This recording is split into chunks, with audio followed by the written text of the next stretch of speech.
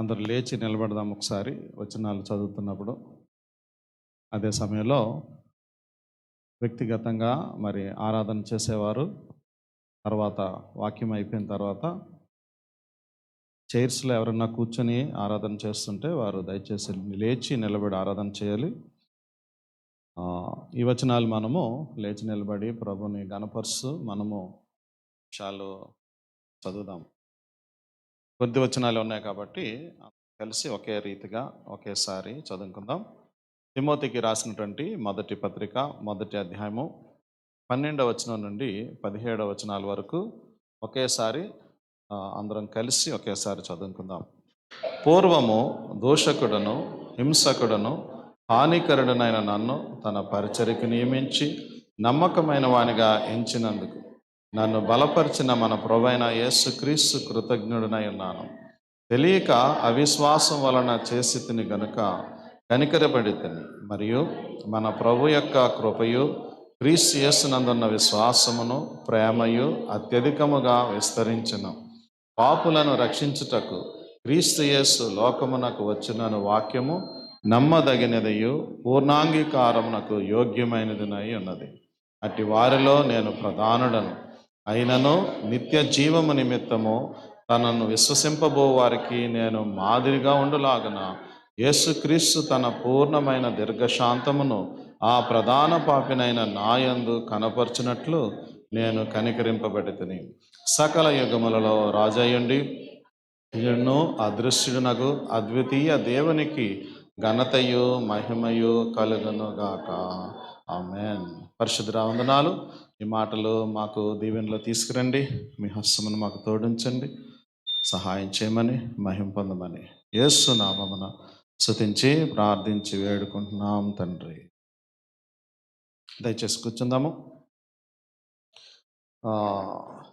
ఈ భాగము సుపరిచితమైనటువంటి భాగము. ఈ భాగంలో అపోస్తలుడైనటువంటి పౌలు సౌలుగా ఉన్నప్పుడు తన గురించిన విషయాల్ని జ్ఞాపకం చేస్తున్నాడు. తన ఏమైతే ఉన్నాయో తన పరిస్థితులు, ఆ విషయాల్ని ఇక్కడ జ్ఞాపకం చేస్తున్నాడు. తిమోతికి రాసినటువంటి మొదటి పత్రిక మొదటి అధ్యాయము 14 నుంచి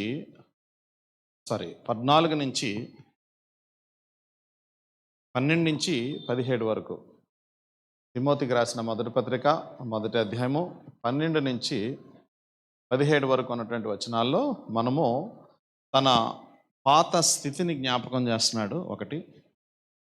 ఓకేనా? దాన్ని ఇంగ్లీష్లో ఏమంటామనంటే హిజ్ ఓల్డ్ నేచర్.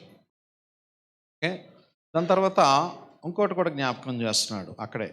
ఏంటంటే హిజ్ న్యూ నేచర్, అంటే కొత్త స్వభావము. అయితే ఈ పాత స్వభావానికి, అదే సమయంలో ఈ కొత్త స్వభావానికి మధ్యలో ఒక ఆయన పెడుతున్నాడు అక్కడ. ఆయన ఎవరు అని అంటే యేసుక్రీస్తు ప్రభువారని జ్ఞాపకం చేస్తున్నాడు. చాలా చక్కగా ఆయన రాస్తున్నాడు. తన పాత జీవితము ఏ రీతిగా ఉండేది అని జ్ఞాపకం చేస్తున్నాడు. దాని తర్వాత క్రొత్త జీవితము ఎలాగైంది, ఆ పాత రోత బ్రతుకులో నుంచి దేవుడు క్రొత్తదిగా ఎలా చేశాడు అనేటువంటి విషయాన్ని జ్ఞాపకం చేస్తున్నాడు. ఇంతే, సేమ్ ఈ 5 వచనాల్లో 4 వచనాల్లో his old nature and his new nature. How he became a new creation లేదా న్యూ క్రీచర్ అనే దాన్ని ఎవరితోటి పోలుస్తున్నాడు అని అంటే, ఎవరు ఆయన అలా చేశారు అని అంటే చాలా స్పష్టంగా యేసుక్రీస్తు ప్రభువారు చేశారు. సో మీరు ఒకవేళ రాసుకునే అలవాటు ఉంటే, ఇదేమి మనము టీచింగ్ కాదు, డివోషన్ కూడా కాదు, ఓన్లీ వర్షిప్ మెసేజ్. నేను క్విక్గా కొన్ని విషయాలు చెప్పేస్తాను. ఓన్లీ 15 మినిట్స్లో నేను క్లోజ్ చేయాలి. మహా గ్రేస్ ఉంటే ఎంతసేపు? 5 మినిట్స్ గ్రేస్ అంటే 20 మినిట్స్లో నేను క్లోజ్ చేయాలి కదా. సో నేను నా టైంని మెయింటైన్ చేస్తాను, మీరు మీ టైంని మెయింటైన్ చేయండి. పెన్స్ పట్టుకోండి వీలైతే. లేదు మీరు మీ మెమరీ పవర్స్, హై పవర్స్ ఉన్నాయంటే చక్కగా ఏం చేయాలి, మైండ్లో ఇంప్రింట్ చేసుకోవడానికి ట్రై చేయండి. Is old nature. Number 3 points అంతే నా సెర్మన్లో. ఓకేనా?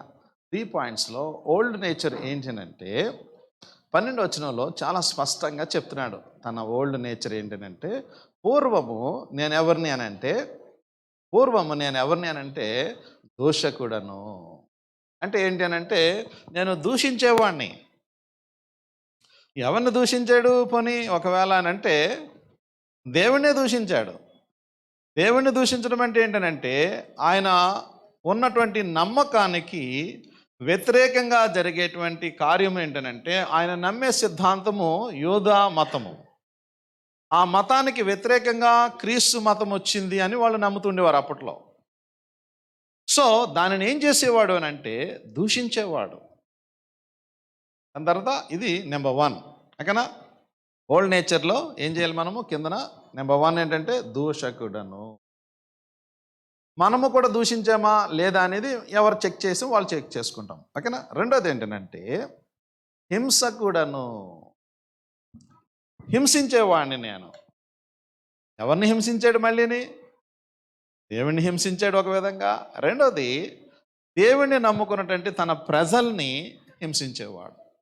ఎంతగా హింసించాడంటే ఇంకొక ప్యాసేజ్లో నేను ఇప్పుడు వెళ్ళట్లేదు అక్కడికి. అక్కడ ఏమంటాడనంటే ప్రాణాధారము అంటే చంపేయడమే ప్రాణాధారముగా నేను కలిగి ఉండేవాడిని. అంటే హింస ఎంతటి హింసించేవాడిని అని అంటే చంపడమే.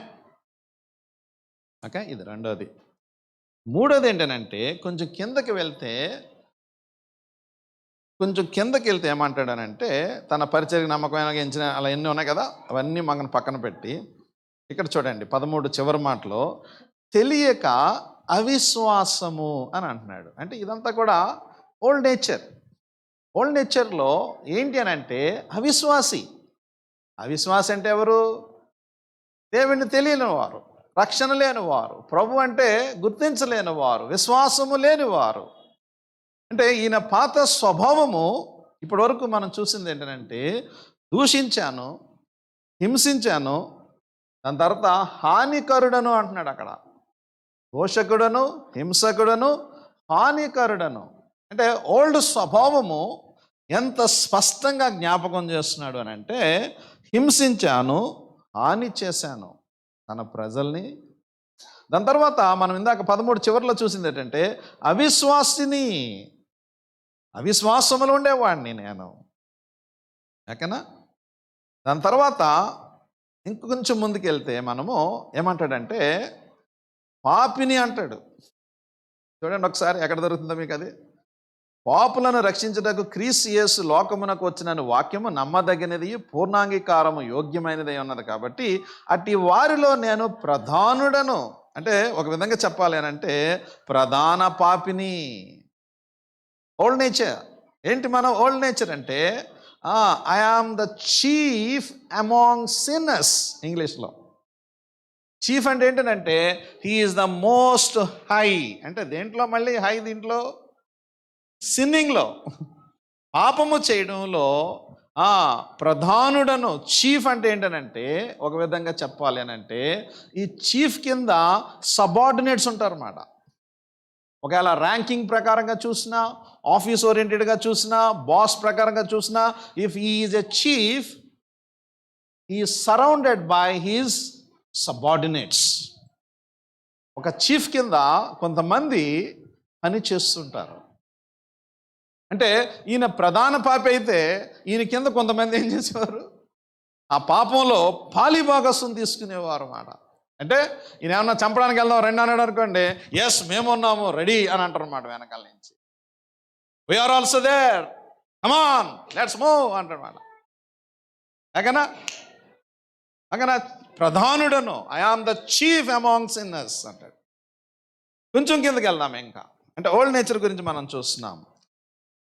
పాపి, ప్రధాన పాపి, మళ్ళీ ప్రధాన పాపి, ఇవన్నీ కూడా ఓకేనా ఓల్డ్ స్వభావము. మరి ఇప్పుడు న్యూ స్వభావము గురించి కూడా మనం చూద్దాం కొంచెం సేపు. ఓకేనా? మళ్ళీ 12వ వచనం దగ్గరకు వస్తే 12వ వచనము ఏముంటుంది అంటే నమ్మకమైన వాడిగా చేసేసాడంటే ఏం చేశాడండి? అబ్బాబాబా, తన పరిచర్యకు నమ్మకమైన వానిగా చేశాడు. ఇంత ప్రధాన పాపిని నమ్మకమైన వానిగా చేశాడు. అయిపోయింది అక్కడ. న్యూ నేచర్ ఏంటో తెలుసా? కృతజ్ఞుడను. దొరికిందా వర్డ్ మీకు? ఎక్కడుంది? చదవండి. కృతజ్ఞుడను. చదవమ్మా గట్టిగా. నన్ను బలపరిచిన అబాబాబాబా, కొత్తది ఏంటో తెలుసు ఇప్పుడు. He is having gratitude. ఇంత వ్రాత్ నుంచి, ఇంత ఉగ్రత నుండి, ఇంత నరకము నుండి, ఇంత అపవిత్రత నుండి, ఇంత ప్రధాన పాపిగా ఉన్నటువంటి వ్యక్తి నుండి ఇప్పుడు ఏమంటున్నాడో తెలుసు ఈయన. ఇంతకుముందు ఎవరంట? దోషకుడు, హింసకుడు, హానికరుడు, అవిశ్వాసి, పాపి, ప్రధాన పాపి. ఇప్పుడేమో ఫెయిత్ఫుల్ కదా, నమ్మకమైన వాడు. రిలై అవ్వచ్చు మాట ఆయన మీద ఇప్పుడు ఎవరైనా. అదే మనల్ని చూసిన వాళ్ళు ఏమనుకోవాలి తెలుసా? అరే వీడు ప్రభుని తెలుసుకున్నాడు రా, వీడి మీద మనము నమ్మకం ఉంచవచ్చు, ఈ వ్యక్తి మీద కదా. అందుకని ఇప్పుడు ఏమంటున్నాడు అని అంటే, నమ్మకమైన వాడిగా నన్ను చేసే ప్రభువా నువ్వు, నీకు కృతజ్ఞుడను. గ్రాటిట్యూడ్. జరిగినటువంటి మేలును జ్ఞాపకం చేసుకుంటూ తన జీవితంలో నిత్యనాశనానికి వెళ్ళవలసినటువంటి వ్యక్తి ఏమయ్యాడు అని అంటే, నిత్యత్వానికి రావడం మాత్రమే కాకుండా, అంటే చచ్చిపోయిన వెంటనే పరలోకానికి వెళ్ళిపోకుండా ఈ భూమి మీద కొంతకాలము జీవించినప్పుడు ఆయన ఏ రీతిగా తన నేచర్ని, స్వభావాన్ని మార్చాడు అని అంటే, హీ మేడ్ హిమ్ ఫెయిత్ఫుల్. నమ్మకమైన వాడిగా చేశాడు. దాని తర్వాత ఇంకో మాట ఉంది, కనికరించబడి తిని. ఏంటంటే ఆ వాడు దొరికిందా మీకు? కనికరించబడి. చదవమ్మా. తెలియక అవిశ్వాసము వలన చేసింది కాబట్టి నీవు నేను ఈ మార్నింగ్ ఇక్కడ ఉన్నామనంటే ఎవరమై ఉన్నాము? మనకి ఆయన పాపం నేను రాసుకుంటే 4, 5 ఈ మధ్యన అస్సలు కనబడతలేదు, కళ్ళజోడు తీస్తుంటే. ఇంకా ఇంతకుముందు కనబడేది కొంచెమైనా. 6 రాశాను నేను. దోషకుడను, హింసకుడను, హానికరుడను, అవిశ్వాసిని, పాపిని, ప్రధాన పాపిని. అగనా 6 విషయాల్ని పౌలు రాసుకున్నాడు. నేను రాసుకోవాల్సి వస్తే ఒకవేళ ఈ బుక్ సరిపోదు నాకైతే. మీకంతేనా? మీకేమన్నా 2 వస్తాయి దీంట్లో అండి? ఈ మార్నింగ్ ఎన్ని వస్తాయి? ఎంత టాక్టిక్స్గా అబద్ధం ఆడగలనంటే నాతంటే ఇంకెవరు అబద్ధం ఆడలేరు, అంత టాలెంట్. ఒక పాపం చేశాను అని అంటే ఎవడికి తెలియకుండా చేయగలిగిన టాలెంట్ ఉంది. దొరుకుతానా లేదా తర్వాత విషయం, ముందు చేసేటట్టు మాత్రం దొరకను. అదా ఇలాంటి వ్యక్తిని ఇప్పుడు ఏం చేశాడనంటే నమ్మకమైన వానిగా చేశాడు. కృతజ్ఞత కలిగి ఉంటున్నాడు. కనికరించబడ్డాము. ఈ మార్నింగ్ నువ్వు ఏమైనా ఆరాధించాలో తెలుసా? ప్రభువా, పౌలైతే 6 రాసుకున్నాడు, నాకైతే రాయడానికి కుదరదయ్యా, నాకైతే లిస్టు సరిపోదు. ఇప్పుడు ఆ లిస్టు కూడా నువ్వు కొట్టివేశావు కాబట్టి నేను ఆ లిస్టును కూడా జ్ఞాపకం చేసుకోవట్లేదు. కానీ ఆయామ్ ఏంటి అని అంటే కృతజ్ఞుడను, కనికరించబడ్డా. ప్రభువా, మీ ఉచితమైన కృప ద్వారాగా కనికరి. 2 అయిపోయినాయా వరల్డ్? ఇప్పుడు ఎవరైనంటే ఈ 2 మధ్యలో ఉన్నటువంటి వ్యక్తి గురించి మనం చూడాలి. ఎవరైనంటే తన పరిచర్యకి పిలిచాడంట. ఇప్పుడు నమ్మకమైన వాడిగానే చేయకుండా ఏం చేశాడంట? తన పనిని అప్పగించాడు. అయ్యయ్యా, ఇలాంటి నేచర్ తెలిసిన తర్వాత, ఇలాంటి స్వభావం ఉన్న వ్యక్తిని మనము ఏ పనికైనా పిలుస్తామండి? ఏ పనికి పిలము పోగా ఏమని చెప్తామో తెలుసా? అది నడుస్తున్నా, వెళ్తున్నా, కూర్చున్నా, మాట్లాడుతున్నా ఏం చేస్తామనంటే ఈయనే ఈయనే అది కాదు కాదు కాదు కాదు అంటే అది కాదు.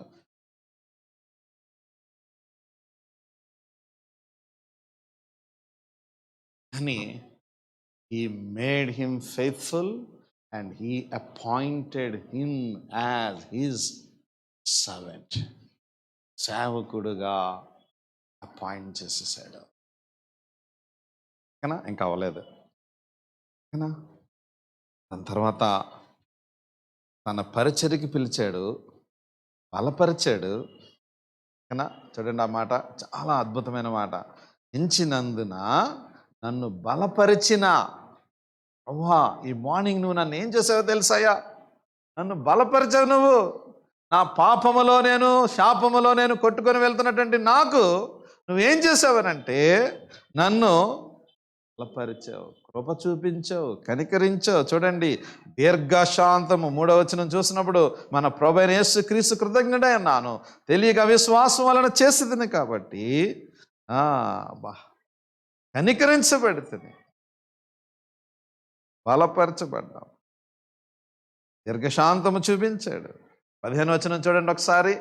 పాపులను రక్షించుటకు క్రీస్తు యేసు లోకమునకు వచ్చినను వాక్యము నమ్మదగినదియు పూర్ణాంగీకారమునకు యోగ్యమైనదినై ఉన్నది. ఆ వైపు ఒక్కసారి చూడండి. ఏ ప్రభువునైతే హింసించాడో, ఏ ప్రభువునైతే దూషించాడో, ఏ ప్రభు అయితే హేళనగా మాట్లాడాడో, ఏ ప్రభు చేసిన కార్యాలని ఇతరులు చేస్తుంటుంటే వాళ్ళని చంపేశాడో, ఇప్పుడు ఆయన మాట్లాడుతున్నాడు ఈ మాటలు. ఏమంటున్నాడు తెలుసా? 15 వచనం చాలా ఎక్సలెంట్ వచనము. ఏమంటున్నాడు తెలుసా? 15 వచనంలో, పాపులను రక్షించుటకు. నేను ఎవరిని ఇంతకుముందు? ప్రధాన పాపిని. ఇలాంటి ప్రధాన పాపిని రక్షించడానికి లోకములోనికి వచ్చాడు. నీ కోసము, నా కోసము ఆయన కలువరి సిలువ దగ్గరికి వచ్చి ఆయన చనిపోవడానికి ప్రధానమైనటువంటి కారణం ఏంటంటే నీవు నేను చేసినటువంటి పాపం. పూర్ణాంగీకారమునకు యోగ్యమునై ఉన్నదంట. అంటే ఇంతకుముందేమో అవిశ్వాసము, ఇప్పుడేమో పూర్ణాంగీకారము. ఇంతకుముందేమో అవిశ్వాసము, హింసించడము, హత్య చేయడము, అంటే పూర్ణాంగీకారము. అకనా చూడండి, ఇంకేమంటున్నాడు తెలుసు? ఇప్పుడు ఏమన్నాడు తెలుసా? 16వ వచనం చూడండి. అయినను నిత్య జీవము నిమిత్తము ఏంటండి ఈ మాట? తనను విశ్వసింపబోవు వారికి you are a model now. నేనేం చేసేసాడు ఇప్పుడు?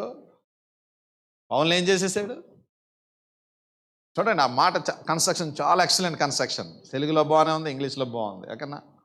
ఏమంటాడు తెలుసా? తనను విశ్వసింపబోవు వారికి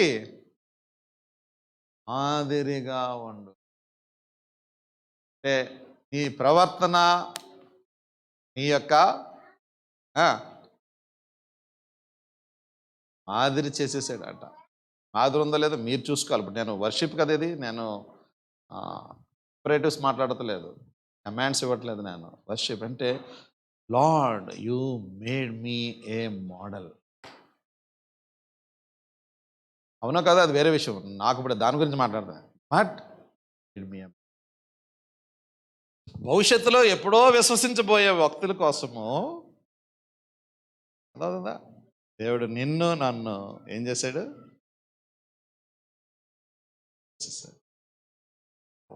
థ్యాంక్ యూ. నేను మోడల్ ఏంటి ప్రభువా? నాది అంతా బ్యాడ్ మోడల్ కదా పాతది, అరా లేదా? బ్యాడ్ మోడలా గుడ్ మోడలా మనం పాతప్పుడు? ఇప్పుడు he made as a good model. కావలేదు, లాస్ట్ది అయిపోయింది. ఇప్పుడు ఇక్కడ ఉన్నది 17 చూడండి, ఎక్సలెంట్. 3 విషయాలు. ఒకటి, ఓల్డ్ నేచర్లో 6 విషయాలు చెప్పాను, న్యూ నేచర్లో 4 విషయాలు చెప్పాను. ప్రభువైన యేసుక్రీస్తు ప్రభువారి గురించి ఏమంటున్నాడో తెలుసా? పరిచర్యకి పిలిచాడు, నన్ను బలపరిచాడు, నా ఎడల దీర్ఘశాంతం వహించాడు. దీర్ఘశాంతం వహించాడు. మామూలుగా అయితే మనం ఏం చేస్తాము? వెంటనే రెస్పాండ్ అయిపోతాము. కానీ నా పట్ల నా ప్రభువు దీర్ఘశాంతము వహించి ఆ సమయం కోసం కనిపెట్టి, ఆయన ఏ సమయం అయితే నిర్ణయించాడో ఆ సమయంలో నన్ను తన కృప చేత రక్షించాడని మాట. ఏమంటాడు తెలుసా? 17లో చూడండి. ఇప్పుడు ఈయన ఎవరు అని అంటే, ఈ గొప్ప దేవుడు ఎవరు అని అంటే, ఈ గొప్ప దేవుడు నాకేం చేశాడు అని అంటే, సకల యుగములలో రాజై ఉన్నవాడు, ఇంత గొప్ప దేవుడు ఇంకా అవ్వలేదు అక్కడ, చూడండి ఒకసారి. సకల యుగములలో రాజై ఉన్నవాడు, అక్షయుడును అదృశ్యుడునగు అద్వితీయ దేవునికి ఘనతయు మహిమయు యుగ యుగములు కలుగునుగాక. అద్వితీయుడు అంటే ద్వితీయము కానివాడు. ఏమన్నాడు? అక్షయుడు, మరణించనివాడు, మరణము లేనివాడు. ఏమంటున్నాడు? సకల యుగములలో ఒక యుగానికి సంబంధించిన వాడు కాదు, 40 రోజులకి సరిపోయేవాడు కాదు, ఈయన జీవితానికి సరిపోయేవాడు కాదు, ఇంకా ఒక కాలానికి సరిపోయేవాడు కాదు. ఎప్పటికి సరిపోయేవాడు అంటే యుగ యుగాలు, ఎల్లవేళలా సర్వ యుగములలో కలిసినవాడు. ఏముంది చూడండి. దేవునికి ఘనత మహిమ యుగ యుగములు కలుగునుగా. నా పాత స్వభావమును నా రోత స్వభావమును మార్చిన వాడిని నేను ఆరాధిస్తా ఉన్నాను. పాత స్వభావమును కొత్త స్వభావముగా మార్చినటువంటి యేసు ప్రభుని అపోస్తలుడైనటువంటి పౌలు జ్ఞాపకం చేసుకున్నాడు. మార్నింగ్ నువ్వేం జ్ఞాపకం చేసుకుంటావు? పాత స్వభావాన్ని మనం ఇప్పుడు జ్ఞాపకం చేసుకోమని చెప్పట్లేదు, కానీ జ్ఞాపకం చేసుకోవాల్సింది ఏంటంటే కొత్త స్వభావం ఇచ్చినటువంటి ప్రభు ఏమై ఉంది, ఆయన ఎలాంటి వాడో ఒకసారి మనం జ్ఞాపకం చేసుకొని ప్రభుని మోకరించగలిగిన వారు మోకరించండి. వ్యక్తిగతంగా ఆరాధన చేయాలనుకున్న వారు ఒక పాట పాడచ్చు, లేదా ఒక వచనం చదవచ్చు, లేదా చెప్పబడినటువంటి లేఖనాల్లో ఆ స్వభావము ఇలా చేస్తూ ఒక మాదిరికరంగా చేస్తూ, అన్ని మాటలు చెప్పట్లేదు, ఒక్క మాట చెప్పినా కూడా చాలు. చైర్లో కూర్చున్న వారు ఒకవేళ ఆరాధన